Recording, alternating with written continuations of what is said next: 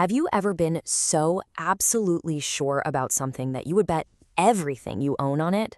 Well, imagine tens of thousands of people sharing that same certainty, all waiting for one single world-altering moment.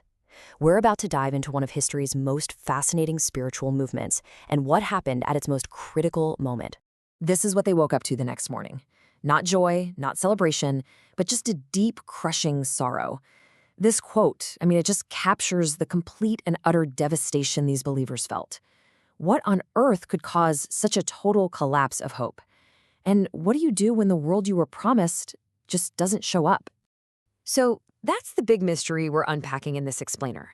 It's a story that really unfolds in 3 acts. A surprising discovery made by a very ordinary man, some absolutely spectacular signs that seemed to prove him right, and then a massive disappointment that, incredibly, wasn't the end of the story, but the beginning of something totally new.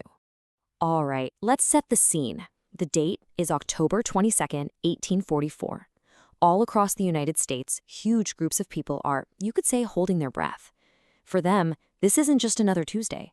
It is the day that history itself was supposed to come to an end. The level of faith here was just absolute. People had literally sold their farms, they settled all their debts, and they said their final goodbyes to friends and family. They gathered together in homes, in fields, just staring at the sky, expecting to see their savior appear at any second.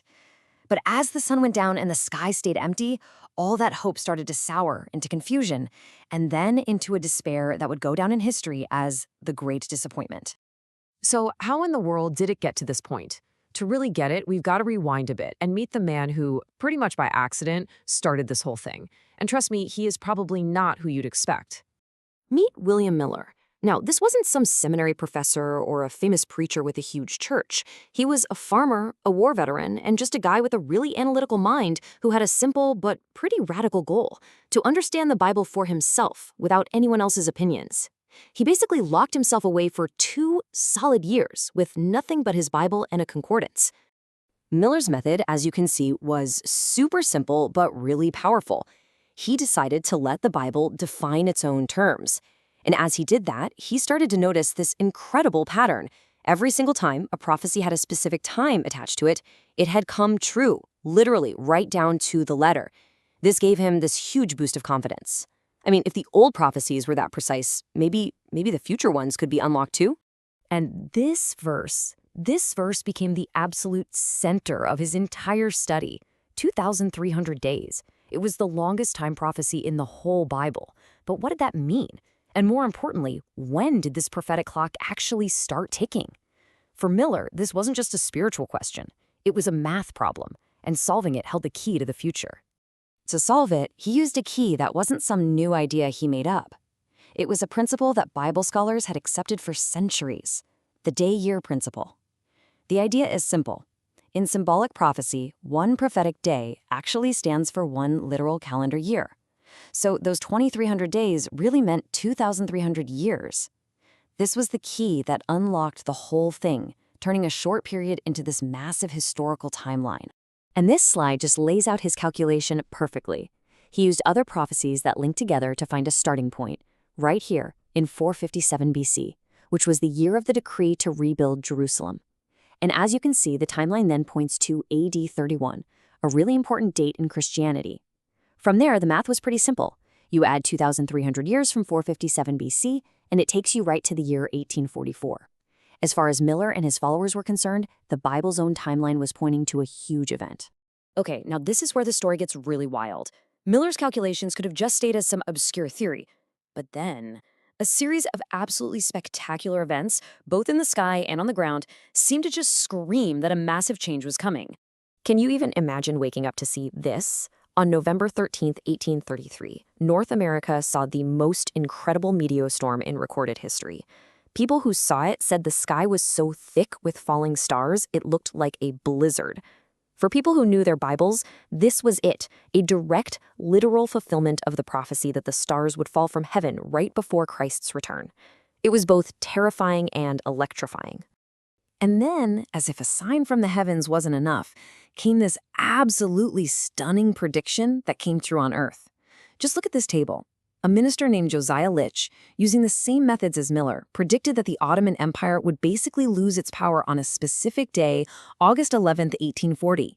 He published this 2 years before it happened, and on that exact day, the Sultan gave up his authority to European powers. The news went viral and gave the Millerite movement this incredible credibility. I mean, their methods seemed undeniably correct. So this brings us right back to that quiet, heartbreaking day, October 22nd, 1844. With all this powerful evidence, their hopes were sky high, which of course made their disappointment just as deep.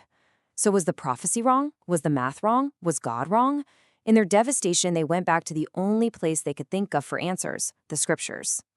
This simple analogy turned out to be the key that unlocked the whole mystery. The date? The date wasn't the mistake. The calculations, which seemed to be confirmed by all these signs, were correct. The crucial point was they had completely misunderstood the event that was supposed to take place on that date. And this slide breaks it down perfectly. On the left, you see the expectation. The sanctuary to be cleansed was the earth, and the cleansing would be by fire when Christ returned. But when they restudied the scriptures, a totally different interpretation emerged, which you see on the right. The real sanctuary wasn't on earth, it was in heaven, and the cleansing wasn't a physical fire, but a spiritual one, a work of judgment. This new understanding came to be known as the investigative judgment. The idea was that in 1844, Jesus didn't return to earth, but instead began the final phase of his work in heaven, kind of like a high priest. He started a final review of the records of everyone who has ever claimed to be a believer, all happening in heaven's sanctuary before his eventual return. It was the beginning of the end-time judgment. And you know what? This discovery changed absolutely everything. What had seemed like the most bitter failure in history was suddenly seen in a new light, not as an ending, but as a profound new beginning. The sorrow they felt that night gave way to the joy of a brand new understanding. Suddenly, it was like a light bulb went on. The prophecy hadn't failed at all. In fact, it had been fulfilled with pinpoint accuracy. Their disappointment wasn't some mistake to be forgotten. It was the very thing that unlocked a much deeper truth about what Jesus was doing for them right then and there in heaven. And so, the great disappointment became the very foundation of a new global mission. Their purpose was now crystal clear, found in what the Bible calls the first angel's message, a worldwide announcement that the hour of God's judgment, the very event that started in 1844, has come, and a call for everyone to get ready. Which brings this whole story from the 19th century right into our world today. It leaves us with a really powerful question to think about. If a heavenly judgment really did begin back in 1844 and is still going on today, what does that actually mean for you and me living our lives right now?